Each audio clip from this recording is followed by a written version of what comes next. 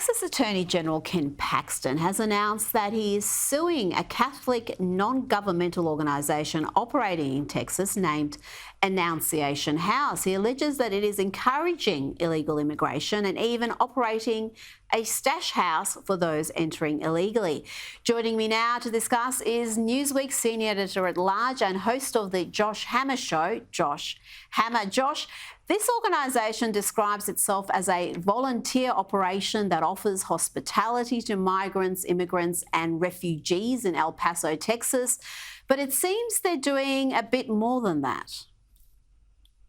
Yeah, it does. Look, Rita, you're not allowed to abet those who would violate the law. And, one of the great ironies, one of the great understated things when it comes to America's immigration discourse is that we have all this talk about illegal aliens, or heck, maybe we should call them just undocumented workers, to use the rhetoric of the day when it comes to the left.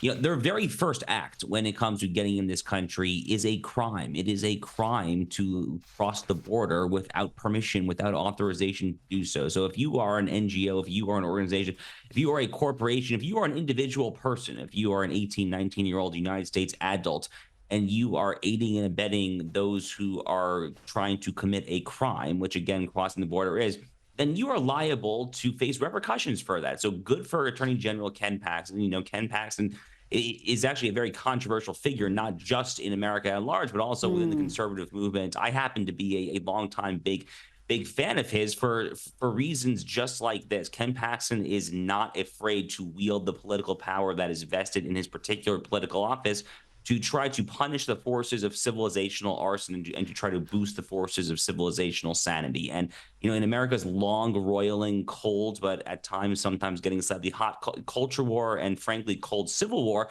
we need people like Paxton on our side. And what's happening in Texas is unprecedented, Rita, in American history. We've all seen the footage.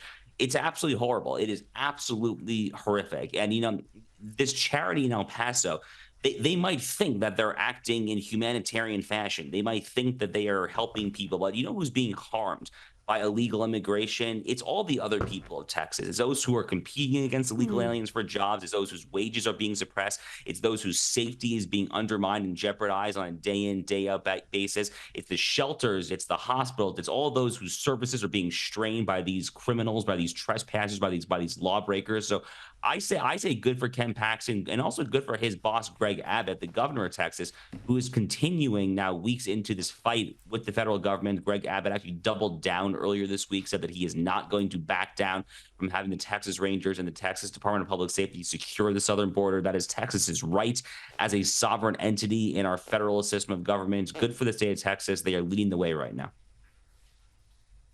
Absolutely. And I don't know, there's a lot of Ron DeSantis about Ken Paxton. I've been watching his work as well. He just does practical stuff. He does the hard stuff to make meaningful change. And then the numbers in the US, just astonishing. More than 7 million have crossed illegally into the country under the Biden administration. You think about 7 million, that's bigger than the population of big cities. I mean, it is transformative and it needs to stop.